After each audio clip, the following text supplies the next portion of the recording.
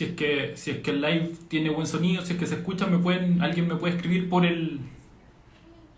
los comentarios de que todo se escucha bien. Vamos a dar unos minutitos para que se vaya conectando la gente, para que el invitado ya está listo. Ya, Rodrigo me dice que el sonido está perfecto. Muchas gracias, genial. Oye, démonos unos minutitos para que se vaya sumando gente. Hoy día tenemos un live donde el tema es la igualdad ante la ley.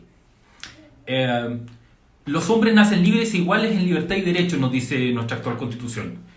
Nos dice que la Constitución asegura a todas las personas igualdad ante la ley. Son dos artículos en los que nuestra Constitución nos señala, creo que una de las normas más importantes que tenemos hoy en día. Probablemente una garantía que no vamos a discutir mucho si es que se conversa sobre una nueva Constitución. La igualdad ante la ley está en la Declaración Universal de Derechos Humanos, está en el Pacto de San José de Costa Rica, está en nuestra tradición constitucional. En el Reglamento Constitucional de 1812 ya estaba, donde nos decía que todo habitante de Chile es libre e igual en derechos. Probablemente ni siquiera los libertarios, probablemente ni siquiera los amigos libertarios que les gusta caricaturizar tanto la igualdad que pregonamos nosotros los liberales igualitarios, se opondrían a que efectivamente seamos considerados iguales frente al Estado. La igualdad ante la ley probablemente es la igualdad más básica, es la garantía o el derecho más básico de todos. Probablemente es la igualdad más básica de todas. Es la piedra angular, yo creo, de la legitimidad que tenemos dentro de una sociedad. Porque apunta a la razón primitiva de por qué formamos sociedades.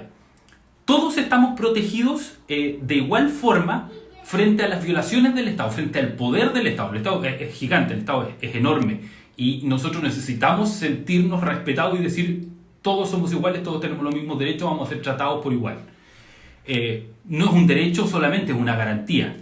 La igualdad ante la ley, como me dijo Jorge Chapacase, es el fin de la ley del más fuerte. Bajo esa premisa se crean pactos sociales en los que vamos a convivir todos. Creo que es una forma muy bonita como la dijo Chapa. Y nosotros los liberales igualitarios estamos dispuestos a aceptar diferencias dentro de las sociedades en las que vivimos. Estamos dispuestos a aceptar diferencias mientras en los derechos más básicos le proporcionemos a la sociedad mínimos sociales garantizados en ciertos aspectos, como son dignidad, educación, salud. Pero donde nosotros no estamos dispuestos a aceptar diferencias es en el trato que se nos da, en que seamos todos considerados iguales. Frente a esto, Rawls nos entrega una herramienta bien entretenida, bien útil, que es el velo de la ignorancia. Nos dice: pónganse el velo de la ignorancia, y a lo mejor esta es una invitación a que hagamos un ejercicio todos los días. ¿Cuán iguales somos frente a la ley en el día a día? Háganse la pregunta, frente a cada situación de probable injusticia que ustedes viven, imagina que no eres tú. Poniéndote ese velo encima, vas a poder determinar qué tan iguales somos y vamos a poder ir enjuiciando la sociedad en la que vivimos actualmente y viendo desde dónde podemos aportar nosotros. Creo que esa es la introducción que podíamos hacer hoy día. Estoy buscando a Rodrigo. ¿Dónde está Rodrigo Ríos? Estoy buscando a Rodrigo Ríos para mandarle la invitación. Denme un segundo. Que no... Aquí lo encontré. Le mandé la invitación. Esperemos, démosle un minutito para que se conecte, lo que se demore en conectar. Déjenme presentarle. Ahí está Rodrigo, déjenme presentarlo primero. Estamos. ¿Cómo estás, Rodrigo? ¿Y tú, Jorge, cómo estás? Buenas Bien, noches a súper todos bien. los amigos también que están conectados. Qué De bueno. Red Liberal. Muchas gracias, Rodrigo. Oye, déjenme presentarle a Rodrigo. Rodrigo es abogado de la Universidad de Chile, magíster en Derecho, y creo que la característica más importante de Rodrigo es que se dedica tanto a la academia como a la litigación. Entonces, eso le da una mirada interesante y yo lo he visto litigando, no lo he visto haciendo clases, he escuchado de cómo hace clases, pero lo he visto litigando y es un capo. Por eso lo quise invitar al live. ¿Cómo estás, Rodrigo? Muchas gracias por tanto halago inmerecido que hace Jorge. Y para mí es un honor estar conversando con ustedes. Entonces, eh, sin duda que son temas que en este contexto, si tiene algo positivo lo que estamos viviendo a nivel de pandemia, es que ha permitido también estas comunicaciones virtuales que no estábamos tan acostumbrados, pero que hemos descubierto, yo creo, cada uno de nosotros que es un muy buen nicho para seguir explotando después en situaciones de normalidad. Nos permite discutir en horarios quizás no habituales, con la comodidad de estar en nuestras casas, así que son instancias que agradezco obviamente la invitación porque sin duda que aportan al debate. Oye, y parece que los penalistas son los que más han tenido que poner el hombro con las audiencias vía Zoom en tribunales.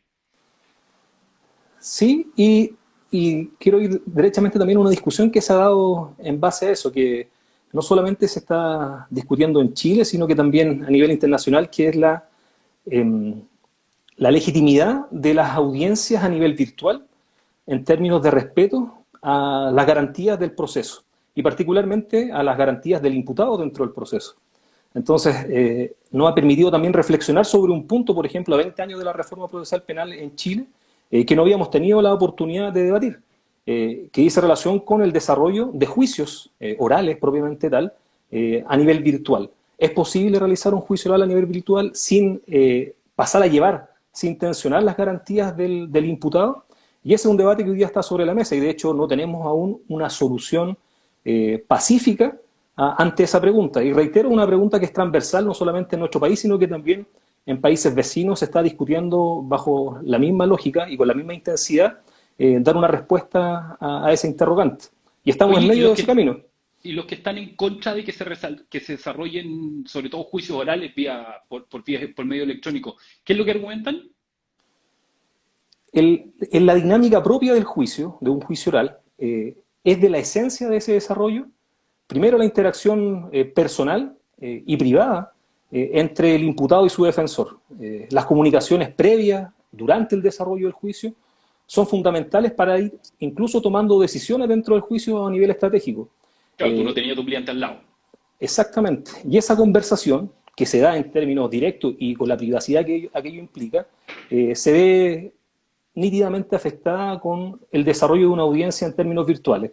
Y ya hubo un pronunciamiento la semana pasada en la Corte de Apelaciones de Chillán, si mal no recuerdo, donde se anuló un juicio oral, donde se alegó por la defensa que en el pleno desarrollo del juicio no se pudo realizar esta conversación privada porque la plataforma Zoom que estaba siendo utilizada para el desarrollo del juicio denotaba que en la sala donde se encontraba el imputado estaba presente en todo momento un gendarme.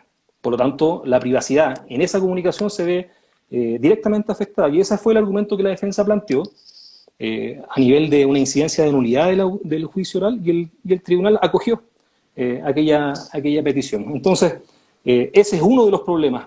Ya la propia dinámica también por ejemplo, el interrogatorio, contrainterrogatorio de los testigos, peritos también, se ve afectada porque hay muchos ejercicios de litigación que requieren un contacto físico en una audiencia. Confrontar al testigo con declaraciones que ha prestado anteriormente, refrescar memoria, salvar contradicciones, etc. Sin duda que el mayor rendimiento de ese ejercicio de litigación se va a ver plasmado en una audiencia aplicando la inmediación como manifestación del principio contradictorio que rige las audiencias que hoy día regulan el proceso penal chileno. Entonces, todo eso llevado a nivel virtual significa una afectación al derecho de defensa en términos generales. Entonces, la solución de consenso, por decirlo así, donde los intervinientes institucionales han estado de acuerdo en desarrollar juicio, es en aquellos casos donde no existe una discusión de fondo, no existe una discusión, por ejemplo, con teoría alternativa por parte de la defensa, sino que la defensa se allana a la pretensión del Ministerio Público en términos de calificación jurídica, por ejemplo, y solamente está discutiendo el quantum de la pena. ¿A cuánto va a ser condenada una persona, si se reconocen o no atenuantes de responsabilidad penal? Formas de cumplimiento de la misma. Y esos son los juicios que de una u otra manera se han realizado, y en mayor porcentaje con defensores particulares, no así con defensores institucionales de la Defensoría Penal Pública. Porque evidentemente hay una postura institucional que toma los argumentos que di hace un momento atrás. De que no hay garantía. Claro que hay una afectación al derecho de defensa en términos concretos y generales. Y básicamente, fondo, un problema igual ante la ley, como conversábamos, como yo conversaba al inicio. Claro, se pone en entredicho finalmente la esencia del sistema.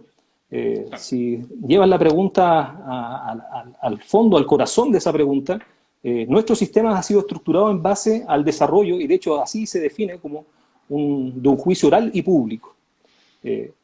La oralidad, si bien uno lo podría entender que se mantendría al momento de realizar una audiencia virtual, las características propias de un desarrollo de una audiencia oral se ven afectadas, con lo que hemos conversado de las interacciones de imputado-defensor y con la prueba misma que se rinde. Y también se ve afectado, si uno pudiera tomar esa postura, también la apreciación que el tribunal tiene de los medios probatorios, principalmente la prueba testimonial. Por cuanto los jueces también se encuentran de manera virtual en su domicilio o excepcionalmente en el tribunal, pero no existe un contacto directo o una interacción directa entre la prueba y el tribunal. Entonces todo está mediatizado a su vez por la tecnología. Claro. Oye, Rod, entremos en materia después de este preámbulo respecto de las audiencias. ¿Tú conociste el sistema penal antiguo? Sí, de hecho, me formé en el sistema penal antiguo. De hecho, vi que está un muy buen amigo mío, Rodrigo Ursúa, que fuimos compañeros también de la universidad. Estudiamos el sistema penal antiguo. De los que tuvimos que estudiar los dos sistemas.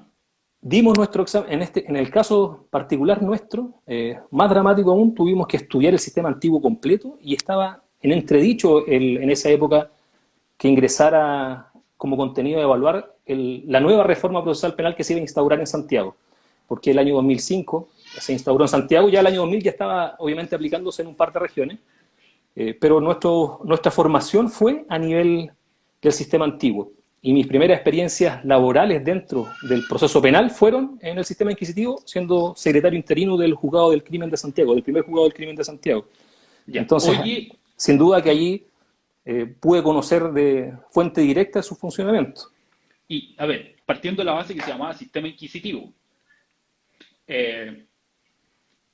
sabiendo que tenía partes secretas, ¿cuál es la opinión que tenés tú de ese sistema comparado con el sistema actual que tenemos?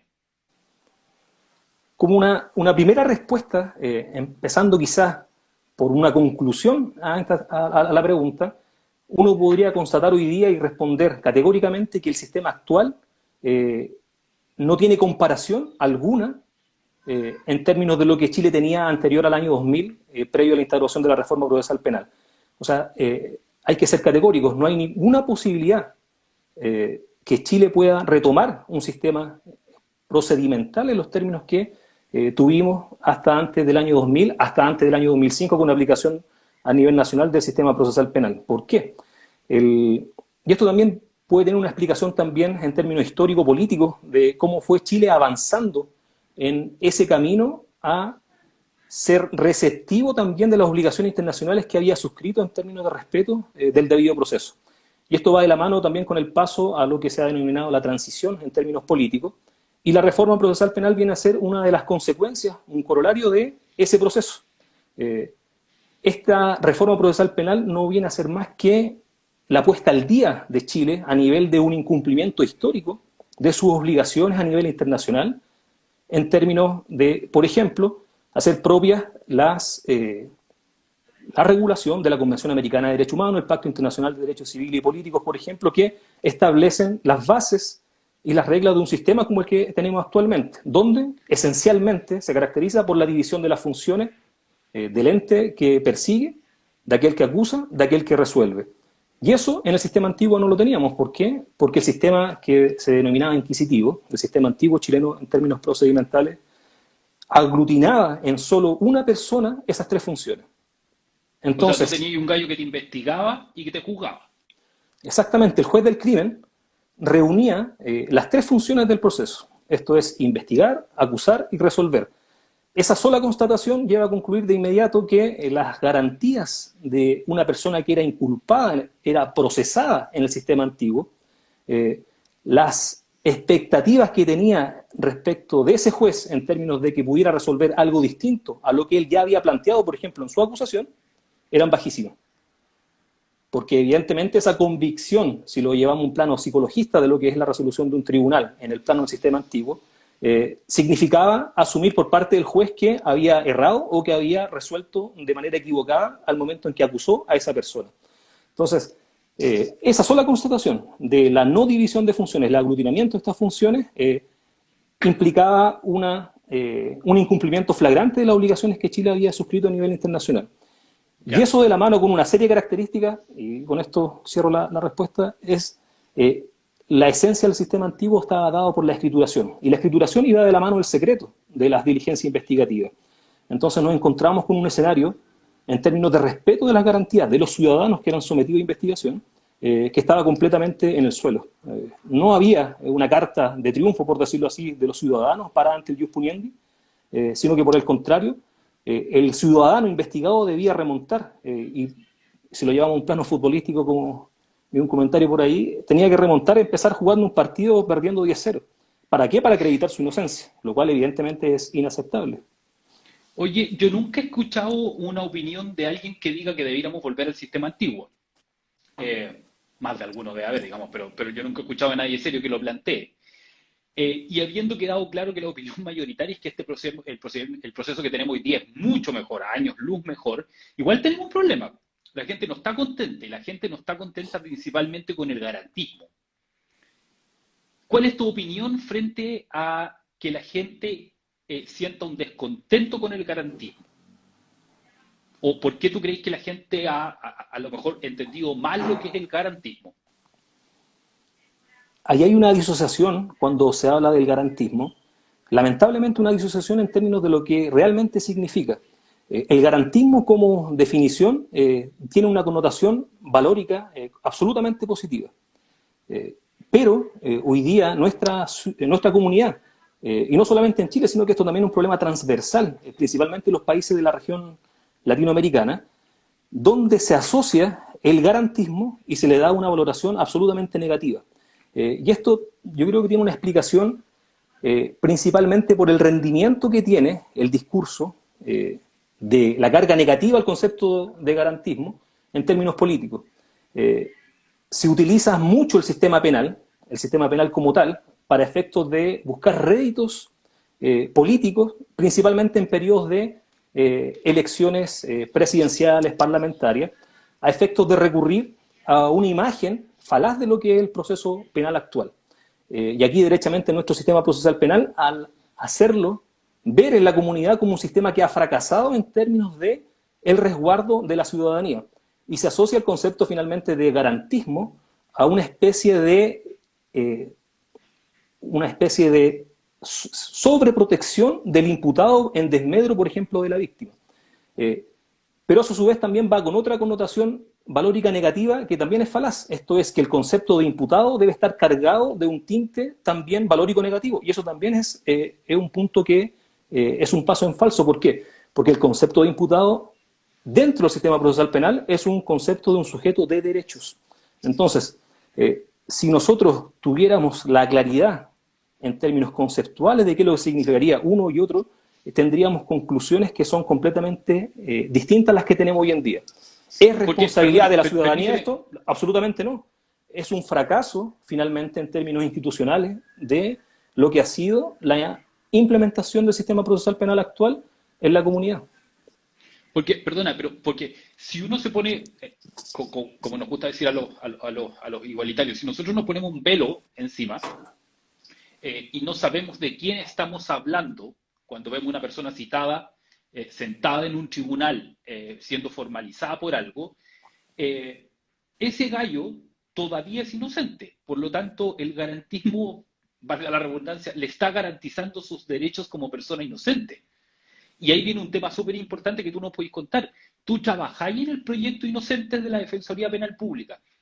¿Por qué se crea el proyecto Inocente?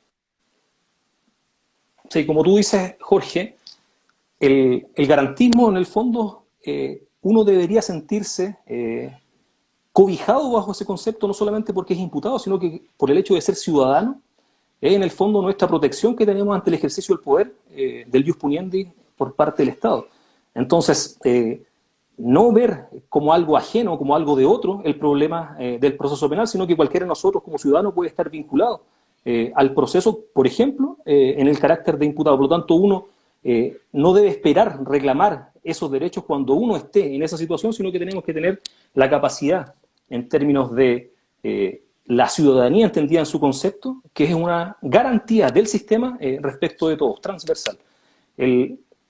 En este contexto de una percepción errada de lo que es finalmente el proceso penal, el proyecto Inocente viene a tratar de dar una vuelta a ese giro en términos de la percepción que la ciudadanía ha tenido del proceso, para hacerle ver que un sistema procesal penal, por muy garantista incluso que pueda ser, no es impermeable, a la ocurrencia de errores procesales dentro del mismo. Y esto significa que personas, por ejemplo, pueden estar privadas de libertad o también condenadas siendo fácticamente inocentes, personas que no han cometido delito alguno y no han tenido participación en esos hechos. Entonces el proyecto Inocente viene en una primera línea a visibilizar que este es un problema. Luego de visibilizarlo, es también hacer partícipe a la comunidad de encontrar una solución que sea una digna reparación para estas personas. Y cuando digo digna reparación, quiero separarlo de una reparación en términos jurídicos, porque ahí tenemos un debe, en términos de que nuestra legislación no contempla mecanismos que sean eficaces para reparar, para indemnizar a las personas que han sufrido encarcelamientos de manera injusta.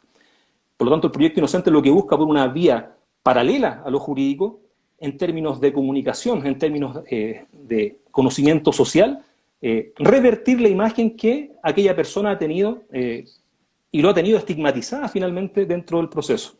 De acuerdo a lo que conversábamos antes, en términos de que entendemos que el imputado hoy día en Chile, lamentablemente lo asociamos a una culpabilidad, más no así como aquel que es presumido inocente y debe ser tratado como un inocente.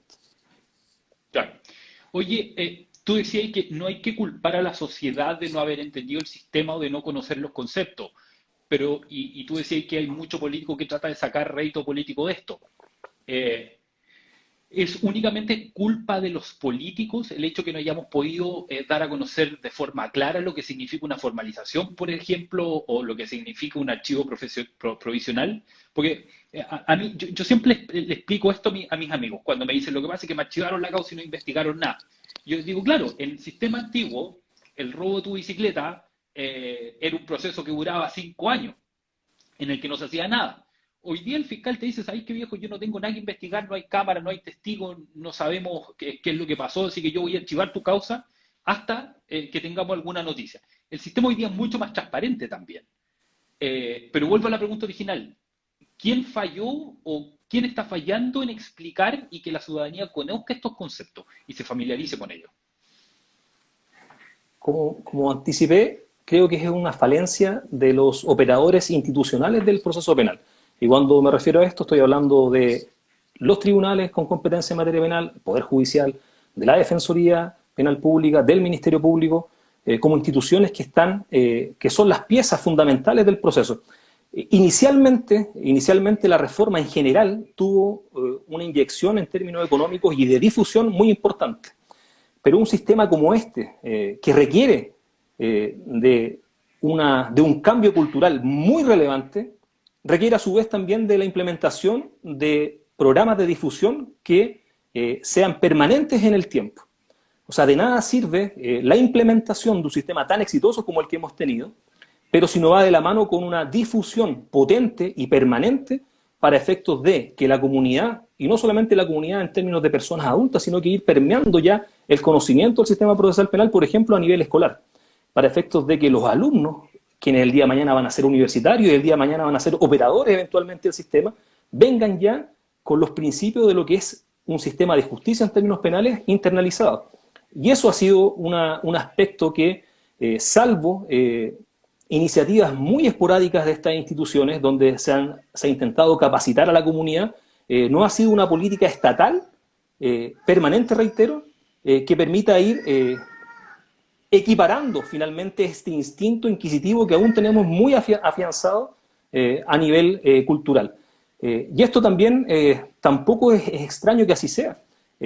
Se dice generalmente a aquellos que estudian los sistemas que implican una reforma de estas características que rendimiento real de una reforma de esta magnitud se puede apreciar solamente una vez que transcurra una generación. Y el transcurso de una generación se data en promedio 30 a 33 años, por ejemplo. Nosotros llevamos solamente 20 años de reforma procesal penal en Chile, y si tomamos en cuenta la región metropolitana, solamente desde el año 2005, esto es 15 años de reforma. Por lo tanto, ¿es el momento, por ejemplo, para ser tan categórico en que el sistema procesal penal ha fracasado, que ha triunfado? Yo creo que hay que esperar. Y lamentablemente nuestro legislador ha sido muy impaciente. Tenemos un ritmo de reforma al Código Procesal Penal que supera por año una reforma legal al sistema procesal penal. Por lo tanto, no deja de ser llamativo que aquel legislador que implementa este sistema en términos exitosos de estructuración de un sistema procesal penal, él mismo intente dar paso en falso, volviendo a algunas instituciones netamente inquisitivas, como lo hemos conversado anteriormente. Por lo tanto, más allá de lo que tú comentabas hace un momento atrás, Jorge, que si bien nadie ha dicho públicamente que quiere volver al sistema inquisitivo, basta con analizar, por ejemplo, las agendas cortas antidelincuencia para develar que detrás de esa manifestación legislativa hay una intención inquisitiva. Si no se explicita en términos de honestidad, bueno, pero está... Dime. Perdona, ¿hay una intención inquisitiva o eso es derechamente populismo penal? Yo lo que entiendo de esta reforma es principalmente un efecto simbólico de lo que es el derecho penal. Dar la sensación a la comunidad de que hay un legislador que está atento a las necesidades de la comunidad, pero también hay un punto ahí que también es falaz en el sentido, bueno, la opinión pública nace genuinamente o es una respuesta a los estímulos que los medios de comunicación, que toman las versiones también de los políticos en términos de alimentación de esas, por ejemplo, percepciones de inseguridad. Por lo tanto, hay un sistema que es perverso, un círculo vicioso en términos de lo que es la comprensión de un proceso penal, en términos que nuestras autoridades políticas, que son de elección popular, utilizan, como conversamos un momento atrás, el proceso penal con fines electorales. Hoy día, golpear el proceso penal es muy fácil. El concepto, como se mencionaba hace un momento atrás por alguien, no recuerdo su nombre, de la puerta giratoria. Ya es un eslogan, ya casi es un cliché en términos de campañas presidenciales, campañas de senadores, diputados, en términos de que... Y ya que lo nombraste, perdona, ya que hablaste del tema de la puerta giratoria, ¿existe la puerta giratoria o no? Estadísticamente nunca ha existido, nunca, en el sistema procesal penal. Y esto, más allá de que yo lo pueda aseverar con esa respuesta tan tajante, basta ir cotejando año a año los discursos de los distintos presidentes de la Corte Suprema cuando inauguran su año judicial, dan cuenta de las estadísticas del sistema. Y si algo existe en el sistema procesal penal es que no hay una puerta giratoria, por el contrario, existiría un sistema mucho más proclive y propenso, por ejemplo, a decretar prisiones preventivas, que a no decretarlas. De hecho, fue muy persuasivo un discurso de hace un par de años atrás de un presidente de la Corte Suprema donde se estableció y se puso sobre la mesa la estadística que cerca de 9 de cada 10 peticiones de prisión preventiva, por ejemplo, que plantea el Ministerio Público, son concedidas por los tribunales. Y ahí tenemos entonces, un problema, una lectura... ¿Es un problema que se otorguen tantas prisiones preventivas? Sin duda que debe llamar la atención, más allá de llegar a una conclusión de si es un problema o no. Primero debe llamar la atención por qué se están decretando muchas prisiones preventivas y luego de un análisis más fino podríamos concluir que sí podría haber un problema en términos de entender hoy en día la prisión preventiva en muchos casos no como una medida cautelar, sino que entenderla como una pena anticipada y en los peores escenarios incluso entenderla como el único castigo que recibe un imputado dentro del proceso. Por lo tanto... Déjame hacer el papel de deslenguado aquí, porque tú soy el académico y el litigante serio que tenemos que tener. Déjame a mí hacer el rol de deslenguado. ¿Se usa la prisión preventiva, la amenaza de prisión preventiva para apretar defensas? Más allá de una utilización en términos instrumentales o no, la legislación está proclive a que eso ocurra. En términos de, más allá de la intencionalidad o no de aquel que solicita la prisión preventiva, que puede ser el creyente también, no solamente el fiscal, existen razones legales que facilitan en demasía que los tribunales puedan decretar esta medida cautelar personal. Y cuando hablo de esto, por ejemplo, basta con que el delito, por ejemplo, tenga asignada una determinada pena, que en términos de gravedad hoy día se establece en 5 años y un día en adelante como pena de crimen. Sin hacer ningún otro análisis en términos de necesidad de cautela, eso solo, considerado así, para el legislador esa persona significa un peligro para la seguridad de la sociedad. Ya, Por lo tanto, no está legislado. déjame pararte ahí, porque tenemos harta gente comentando y harta gente que no es del mundo del derecho. Entonces, ¿por qué no explicamos un poquito bien rápidamente cuál es el objetivo de la prisión preventiva? Que tanto se nos muestra en las noticias, que el abogado pidió prisión preventiva, que el fiscal pidió prisión preventiva, que el tribunal negó la prisión preventiva. ¿Cuál es el objetivo de la prisión preventiva? La prisión preventiva en nuestro sistema, y esto es la primera aclaración que hay que hacer, es la última de las medidas que el sistema contempla para resguardar determinadas finalidades que tiene el proceso. Esa primera constatación es muy importante. ¿Por qué? Porque hoy día se ha perdido de vista. La prisión preventiva debe ser la última a la cual se debe recurrir como medida para cautelar ciertos fines del proceso. ¿Para que yo no me arranque, por ejemplo? Y los fines del proceso, por ejemplo, que tú no te fugues, que tú no puedas atentar, por ejemplo, contra la víctima, un peligro para la seguridad del ofendido, que tú no puedas poner en riesgo el éxito de la investigación, por ejemplo, amenazando a coimputados, testigos, haciendo desaparecer prueba documental, etc. Y el cuarto parámetro, que es finalmente el parámetro más utilizado, es entender que la libertad de esa persona en concreto es un peligro para la seguridad de la sociedad. Y esto es importante hacer esta constatación. ¿Por qué? Porque nuestra legislación, si bien dio un paso enorme en términos de realizar una reforma al sistema de enjuiciamiento criminal acorde a los parámetros internacionales, en esta materia en particular de la prisión preventiva estamos todavía con una deuda importante. ¿Por qué? Porque estos 4 parámetros, para que una persona, por ejemplo, pueda ser privada o restringida de su libertad, porque los parámetros son los mismos, se alejan de los parámetros internacionales. ¿Por qué? Porque establecen 2 mecanismos que no se contemplan a nivel, por ejemplo, de la Convención Americana de Derechos Humanos, que son el peligro para la seguridad de la sociedad y el peligro para la seguridad del ofendido. Y como dije anteriormente, este parámetro de peligrosidad para la sociedad hoy día es el más utilizado.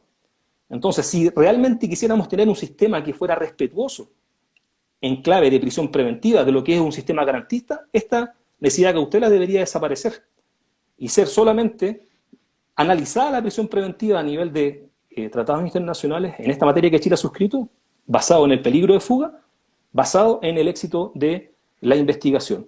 Por lo tanto, esa es una constatación que te permite concluir, en primer término, por qué tenemos bastante prisión preventiva hoy día en Chile respecto de lo que era históricamente la evolución del sistema procesal penal reformado desde el año 2000 a la fecha, porque ha ido aumentando esta cifra por las reformas legales que te estoy comentando, y además porque el legislador ha ido retrucando cada vez más la normativa propia de la prisión preventiva para transformarla ya no en la última ratio, no en la última alternativa, sino que cada vez acercándola a la primera respuesta que el sistema tiene respecto a determinados delitos. Ya, déjame hacer un quiebre en la conversación. Vamos a ir por una misma línea, pero nos vamos a quebrar un poquito para salir de un tema un poco del tema del garantismo, el tema de la prisión preventiva, que nos quedó bastante claro. Hablemos de la cárcel. Tenemos claridad de que estamos usando la prisión preventiva, entonces eso significa mucho gallo en la cárcel. Mucho gallo que corresponde que esté en la cárcel en prisión preventiva, mucho gallo que no. Y también tenemos un alto número de condenas. Pero la cárcel en Chile, a mí me da la impresión de que o está en crisis o no resuelve nada. En términos de ser un párele a la conducta delictiva de una persona. ¿Cuál es tu opinión en ese punto? Hoy día la cárcel no tiene mucha diferencia con lo que era la cárcel en un sistema de corte inquisitivo como el que teníamos anterior al año 2000. Esa sola constatación ya dice mucho de que no hemos avanzado nada en términos de el control de la ejecución de las penas. Si algo quedó en el tintero de la reforma procesal penal fue este aspecto, el sistema de ejecución. Tanto es así que hoy día, por ejemplo, se vislumbró, pero tampoco se concretó, que existiesen jueces especializados para estar a cargo de esta etapa del proceso, que es la etapa de ejecución de las penas. Y te reitero, las cárceles hoy día en Chile vienen año a año, venimos escuchando año a año las mismas conclusiones, por ejemplo, por parte de la fiscal de la Corte Suprema, que viene diciéndonos una y otra vez de manera reiterada que las condiciones que tienen las cárceles hoy día en Chile son infrahumanas, en términos de que ni siquiera están los estándares mínimos de dignidad para que una persona pueda estar ahí adentro, en términos de una cotidianidad, incluso, por ejemplo, de su propia salubridad. Y esto quiere decir entonces que la pregunta es cómo una persona que se encuentra allí cumpliendo una pena, y si nuestra legislación ha establecido, por ejemplo, dentro de sus parámetros, más allá de que uno comparta o no comparta esa finalidad de la pena, en términos de una resocialización, el fracaso de esa finalidad plasmada a nivel legal, llevándola y confrontándola con la práctica, eso es un fracaso. Basta con que tú pises una cárcel hoy día en Chile y te puedes inmediatamente, sin ni siquiera analizar en profundidad, concluir de inmediato que nadie que se encuentre en esas condiciones va a poder, durante el transcurso del tiempo que se encuentre privado de libertad, adquirir, por ejemplo, prácticas laborales, adquirir mejores prácticas de convivencia. Por el contrario, y esto está estudiado históricamente, sino que, por el contrario, adquiere prácticas delictivas. Porque cuando hablamos de que las cárceles no sirve para nada, no estamos hablando de probablemente ni de ti ni de mí. Tú y yo nos vamos a cagar de susto si algún día tenemos que pasar un año preso. Pero el gallo que está dentro del mundo criminal, ese gallo está contabilizado lo que significa estar preso 1, 2, 3, 4, 5 años. Y dentro de la cárcel, efectivamente, el fenómeno que se produce es el de la escuela delictual. Que el gallo, si entra choro, sale más choro, en términos sencillos. Sí, el problema, a mi entender, más complejo allí es utilizar la cárcel en términos de prisión preventiva, en términos de condena, a personas que no han tenido contacto con el sistema anteriormente. Esto es lo que se conoce con el término de las personas que son primerizas. Entonces, allí yo creo que tiene que haber un énfasis muy relevante y un aspecto de corresponsabilidad por parte de los intervinientes en el proceso penal y además de los tribunales que resuelven estas peticiones de los intervinientes, en términos de asumir que no puede ser la cárcel, reitero, una respuesta idónea respecto de alguien que no ha tenido un contacto con el sistema anteriormente. Uno podrá hacer una diferenciación, por ejemplo, como tú planteas en tu pregunta, con personas que han sido condenadas anteriormente, que está dentro de sus cálculos, por ejemplo, delictivos, pasar por un periodo en la cárcel porque ya han hecho de su vida la comisión o no de delitos. Pero eso dejémoslo, por ejemplo, a un costado. Pero pongamos el énfasis en aquella persona que por primera vez está siendo investigada, por primera vez está siendo formalizada y que por primera vez queda en prisión preventiva. La pregunta es, ¿el sistema está tomando en serio las reglas que establece en términos de entender que la privación de libertad es la última alternativa disponible?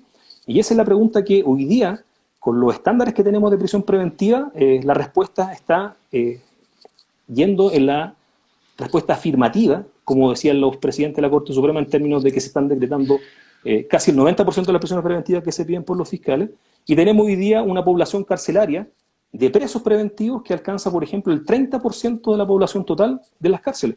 Estamos volviendo a estándares muy similares al año 2004 más o menos, previo al inicio de la reforma procesal penal en la región metropolitana. Y esto es alarmante. Es alarmante, ¿por qué? Porque no obstante tener este sistema de reglas que se denominan garantistas, incluso cuando se dice en términos peyorativos, pero ya sabemos que este es un concepto que debe ser interpretado positivamente, no obstante estas reglas garantistas que tenemos, estamos teniendo resultados que nos están situando, por ejemplo, en la región metropolitana previo al inicio de la reforma procesal penal. Y eso es una alarma que el sistema tiene que asumir y dar una respuesta de manera satisfactoria. Oye, Darko está preguntando, si la dignidad es una garantía constitucional, ¿cómo se entiende que el Estado de Chile no haya hecho nada respecto al sistema carcelario o haya hecho muy poco respecto al sistema carcelario en los últimos años? Hay un incumplimiento grave ahí del Estado chileno, ¿no? Absolutamente. Cuando tú eres condenado a una pena privativa de libertad, lo que eres condenado es eso, a perder tu libertad. A que tu libertad quede restringida, privada en este caso, y ese es el derecho que tú pierdes, pero en ningún aspecto de una sentencia definitiva condenatoria se establece que tú pierdes la dignidad.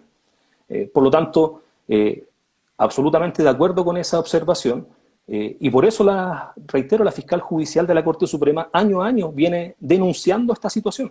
Lamentablemente, el Estado chileno no se ha hecho responsable de esta situación. Y si volvemos y lo vinculamos con un tema que conversamos anteriormente, se debe básicamente al hecho de que son políticas que son impopulares. Hoy día, tomar una decisión que favorezca, por ejemplo, a la población carcelaria es tomada como una decisión impopular en términos políticos. Oye, ¿qué pasa con el COVID hoy día en las cárceles? Porque vimos noticias respecto a contagios las primeras 2 semanas y después absolutamente nada más. Porque obviamente la preocupación de la prensa es respecto a la gente que está pasando hambre en la calle, en libertad. Pero ahí tenemos un foco de contagio grande en las cárceles. ¿Ahí va a haber responsabilidad del Estado en eso? Mira, hay una noticia en ese punto que ha sido muy llamativa y que sin duda a mi criterio hay responsabilidad estatal, que cerca de 80 de 90 internos que fueron trasladados desde Santiago a la sexta región, esto es 80 personas que fueron sacadas de la cárcel, para trasladarlas a un centro de reclusión en la sexta región, dieron al PCR positivo una vez que fueron recibidos en la sexta región. Esto quiere decir entonces que ellos fueron sacados de los centros de detención acá en Santiago sin siquiera hacer un examen para confirmar o descartar que tenían COVID-19.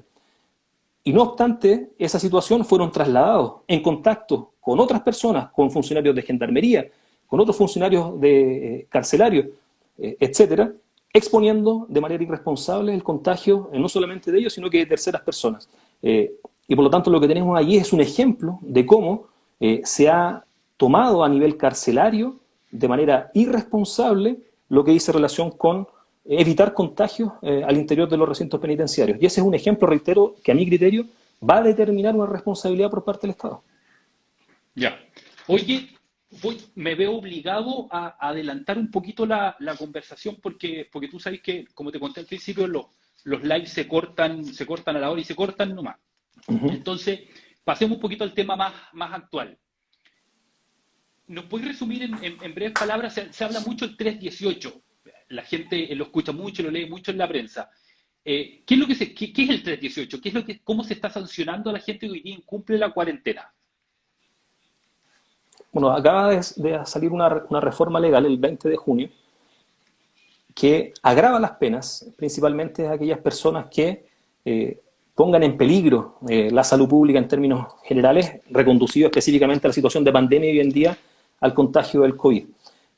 Se agregó un nuevo tipo penal, el 318 bis, que es una figura en términos, a diferencia del 318, que agrega la fórmula a sabienda, esto es, aquel que en conocimiento de la situación de contagio que puede tener, no obstante aquello, incumple las infracciones, las órdenes a nivel sanitario.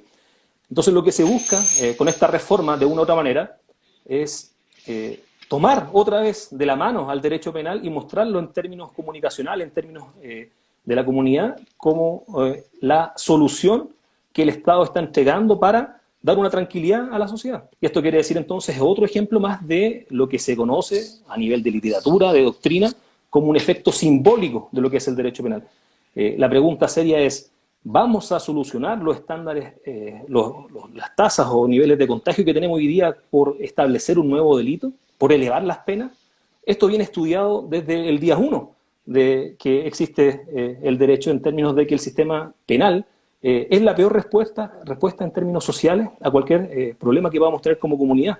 Y en un conflicto netamente, en una crisis netamente sanitaria, el derecho penal absolutamente no es la herramienta idónea bajo ningún aspecto para efectos de poder controlar lo que está ocurriendo hoy en día. Pero sí se genera esa sensación, finalmente, de que nuestro legislador está velando por la seguridad de la comunidad y el día de hoy podemos dormir tranquilos porque tenemos un tipo penal que sanciona con penas de hasta 5 años, por ejemplo, de privación de libertad a aquel que no cumpla con estas reglas.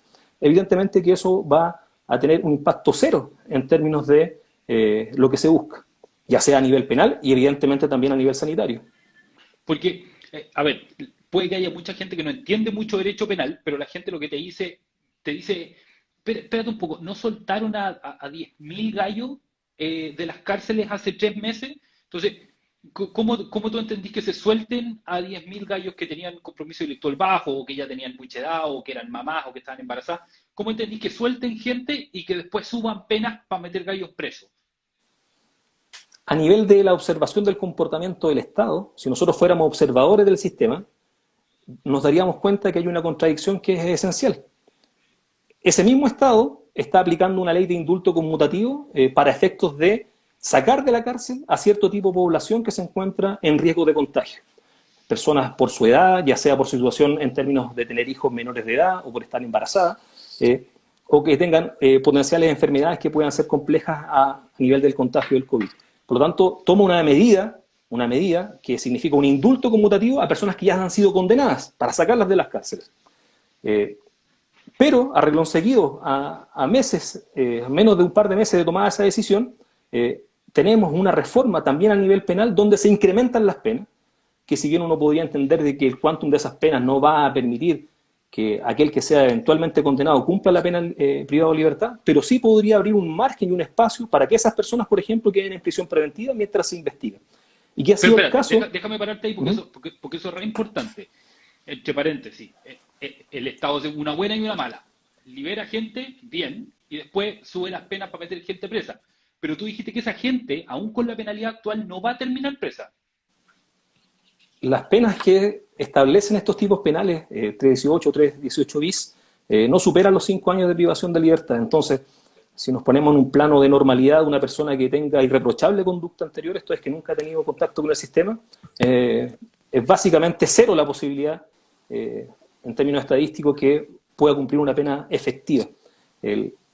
Por lo tanto, ahí tenemos también otro margen también de este populismo, como se le ha mencionado, populismo penal, en términos de recurrir al sistema procesal penal, al sistema penal como tal, generando nuevos tipos penales que al final del día, reitero, no van a solucionar aquella sensación que está generándose en la comunidad de que habría un peligro, un riesgo de aquellas personas que no cumplen con las medidas sanitarias.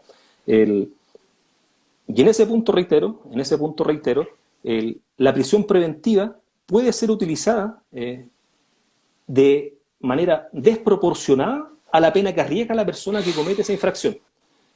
Podemos encontrarnos con personas que estén hoy día privadas de libertad por no cumplir una instrucción sanitaria, 318 bis, y que cuando termine ese procedimiento, la pena que reciba va a ser una pena de cumplimiento en libertad. Y eso es lo que hablábamos al comienzo de esta conversación, en el sentido de que muchas veces nos vamos a encontrar con procedimientos donde la prisión preventiva es el único y real castigo que recibe una persona dentro del sistema, lo cual, a nivel de observación de lo que es el proceso, termina tensionando y deslegitimando lo que es el sistema en su totalidad. Cómo tenemos que la medida que debe ser cautelar se transforma en el aspecto más gravoso que recorre el imputado dentro del proceso. Claro, porque asumo que muchas veces te ha tocado explicarle a un cliente que tuviste al gallo que lo estafó, por ejemplo, que lo tuviste en prisión preventiva un año, pero cuando hay condena el tipo la va a cumplir en libertad. Y eso es tremendamente, es casi imposible de explicarle o que al cliente le haga sentido. Uh-huh. Claro, y esas son distorsiones que terminan, reitero, deslegitimando muchas veces la comprensión de lo que es el sistema procesal penal. Cuando se desnaturaliza la prisión preventiva, ocurre aquello. Oye, el sistema penal tiene, el sistema penal o el derecho penal, ¿tiene alguna solución hoy día para lo que está pasando? Porque, a ver, Espacio Público, por suerte, nos dejó en claro que la cantidad de personas que incumple la cuarentena, que sale sin permiso, es muy poca. ¿Ah? Pero aunque sea poca, la gente le pone nervioso el gallo que sale irresponsablemente con COVID a la calle o el gallo que se arma una fiesta. ¿El derecho penal tiene una respuesta legítima hoy en día para el gallo que es capaz de organizar una fiesta? Y respondo en términos más generales todavía. El derecho penal, en términos de problemas sociales, es la peor respuesta. Confiar que el sistema penal va a solucionar nuestros conflictos sociales y nuestros problemas como comunidad es completamente errado. Y esto obviamente es aplicable a la situación que estamos viviendo hoy día de pandemia. El sistema penal no puede ser la primera herramienta a la cual recurra nuestra comunidad para enfrentar estos problemas. Y te reitero, debe ser la última alternativa. Porque como se decía muy gráficamente por un profesor, el derecho penal llega tarde y llega mal. Entonces, confiar en que en esta herramienta punitiva va a solucionarnos nuestros problemas sociales es absolutamente iluso. Ahora, el otro día había una persona que me decía, pero a ver, espérate, el gallo que incumple una cuarentena, que sale, que expone a contagiar a 8, ¿por qué no lo encerramos en una residencia sanitaria 15 días? Eso hoy día dentro de la normativa penal no existe, no se puede hacer. ¿Sería una respuesta adecuada si es que eso existiera? A nivel sanitario, el Código Sanitario contempla medidas como esta. Las medidas de aislamiento para personas que estén contagiadas perfectamente se pueden adoptar, pero en un plano ajeno a lo penal, donde no tenga que intervenir el ius puniendi en términos de castigo punitivo a esas conductas. Perfectamente puede ser satisfactoria también una respuesta estatal a nivel administrativo, como sería, por ejemplo, la aplicación de las reglas sanitarias en ese aspecto. Pero cuando se da el paso a criminalizar este tipo de conducta, se va a producir lo que estamos conversando. Esto es la disociación entre una medida, por ejemplo, cautelar intensísima, como es la prisión preventiva, con una sentencia definitiva que va a ser desproporcionada en relación a esa medida. Pero espérate, o sea, tú me estás diciendo que hoy día la Seremi Salud tiene como encerrar un gallo en una residencia sanitaria 15 días y no lo está haciendo y está prefiriendo presentar querella. Hoy día el Código Sanitario y las resoluciones exentas principalmente de la Subsecretaría de Salud establecen estas facultades en términos de decretar las cuarentenas, de decretar el aislamiento respecto de personas que ya se encuentran contagiadas para que guarden esa cuarentena, y las infracciones a esas instrucciones sanitarias pueden dar lugar a una infracción del Código Sanitario o eventualmente también, como dice expresamente también el Código Sanitario, a sanciones penales del artículo, por ejemplo, 318 o 318 bis, como comentamos anteriormente. Y eso también ha sido muy llamativo, ¿por qué? Porque ante situaciones de hecho muy similares, hemos visto que se ha respondido de manera diferenciada. A algunos se le ha aplicado el derecho penal y a otros se le ha aplicado netamente las sanciones administrativas a nivel de sumario de esa índole. Entonces la pregunta que queda a la comunidad, ¿por qué entonces tenemos una aplicación desigual como respuesta estatal ante hipótesis que son exactamente las mismas? Maravilloso, porque con esa pregunta quiero ir cerrando esto. El gallo que lo pillan en la plaza de armas, contagiado, o a lo mejor en el último día de su contagio, pero igual el gallo uno es responsable, y el gallo que se manda a cambiar a Zapallar o a Papúo en helicóptero. ¿Se les está tratando igual? Y aquí con esta pregunta yo quiero que cerremos y volver al principio de esta conversación. ¿Estamos siendo iguales hoy día en términos penales? Mira, la respuesta, porque es una pregunta que va al corazón del sistema penal, a nuestro sistema actual incluso, es ¿quiénes están dentro de las cárceles? La respuesta de quiénes están dentro de las cárceles nos va a llevar irremediablemente a coincidir con lo que dijo hace años atrás la capellán de la cárcel femenina, Nelly León, cuando dijo que en Chile se encarcela la pobreza. Si tú haces un análisis de quiénes son las personas que hoy día en Chile entran a la cárcel, ya sea en prisión preventiva, ya sea a cumplir condena, la tipología de los delitos de las personas que se encuentran allí es muy acotada. ¿A quién estamos mandando a la cárcel hoy día? A las personas que cometen robos, a los traficantes de drogas, a las personas que cometen delitos contra la vida, los homicidios, y allí, en ese contexto, ya está casi el 70% de la población penal. Y, por ejemplo, el 3,2%, esto es una cifra que es muy interesante, el 3,2% corresponde a otros delitos. Y en esos otros delitos, por ejemplo, se encuentra la criminalidad en términos de delito económico, que hoy día en Chile, evidentemente, no va a la cárcel. Muy excepcionalmente va a la cárcel. Entonces es un problema que también es ajeno a los operadores cotidianos del sistema procesal penal, porque están, obviamente, en el rayado de cancha que establece el legislador. Si el legislador no da pie para que haya una igualdad en términos de la aplicación, al menos de los bienes jurídicos que los pueda asimilar en términos de respuestas penales, vamos a tener estas distorsiones. Y luego vamos a encontrarnos con también tratos diferenciados, como hemos conversado a nivel de la pandemia, en que en situaciones de hechos similares se le aplica sanciones administrativas y a otras personas en situaciones iguales se le aplica el derecho penal. Y la respuesta es esa, finalmente, ¿quiénes son los objetos de persecución penal en sistemas como el nuestro? Son principalmente aquellas personas que pertenecen a los bolsones sociales más desposeídos en términos económicos. Y eso es una realidad que no solamente afecta a Chile, sino que afecta a países como el nuestro, generalmente latinoamericanos. Y eso es así. Estadísticamente es así. En Chile se encarcela la pobreza. Lo dijo así y comparto esa apreciación porque, reitero, estadísticamente tiene toda la razón la capellán cuando le dijo le dio esa opinión, esa aseveración potente al Papa cuando visitó nuestro país. En Chile se encarcela la pobreza. Basta con visitar una de las cárceles en Chile para comprobar que eso es así. Por eso es muy formativo, y eso lo hago, por ejemplo, con mis alumnos, llevarlos a las cárceles, para que conozcan la cárcel. Y ellos mismos perciban dentro de la cárcel esta situación. Y eso evidentemente que es así. Es brutal.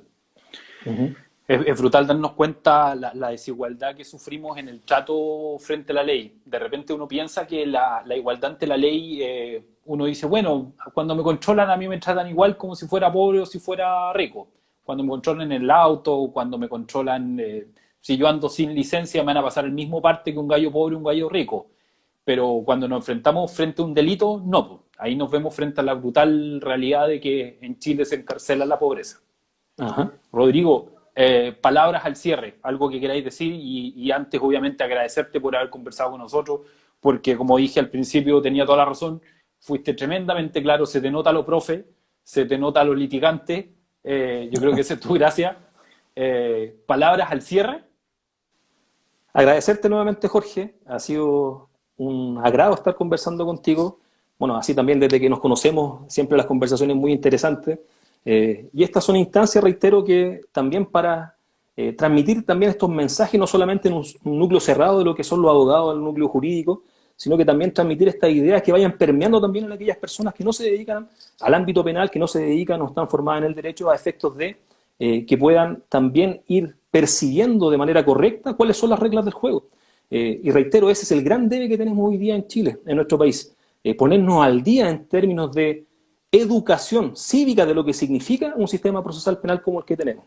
Nos costó años una lucha de traspasar a nivel de una dictadura, pasar a la democracia, para recién allí poder obtener un sistema de las características que tenemos, y este triunfo no lo podemos perder. Oye, este déjame triunfo que aportar tenemos hoy un día dato. como sistema procesal penal, reitero, en nuestra joyita que tenemos hoy día, la reforma más importante que se ha hecho en la historia de Chile en términos procesales, no podemos permitir que se vaya por la borda. No es menor. Dentro de las condiciones que nos pusieron como país para entrar a la OCDE fue tener un sistema penal decente, digamos. No, claro, porque es una infracción flagrante, te reitero, la infracción que tenía Chile al no tener un sistema de estas características era un incumplimiento flagrante de obligaciones internacionales. Entonces es el mínimo. O sea, claro, nosotros que vivimos el sistema antiguo y tenemos el sistema actual, para nosotros es una constatación que es tremenda. Es un signo de orgullo incluso a nivel internacional, pero lo que hemos hecho es lo que debimos haber hecho desde el día 1. ¿Ah? Oye, Entonces, y bueno, para la pelota, Rodrigo, también. Parece que hay harta gente conectada que juega la pelota contigo. son mis palos blancos. Ya, Rodrigo, nos queda un minuto, así que me despido. 1.000.000 de gracias. Estuvo muy entretenida la conversa. Gracias a todos los que se conectaron. Y nos vemos el próximo jueves en un tema que ya les vamos a contar. Rodrigo, te pasaste. Genial el invitado. Muchas gracias. Abrazo, Jorge. Muchas gracias. Que estén muy bien. Chao, chao. Tú también. Chao, chao.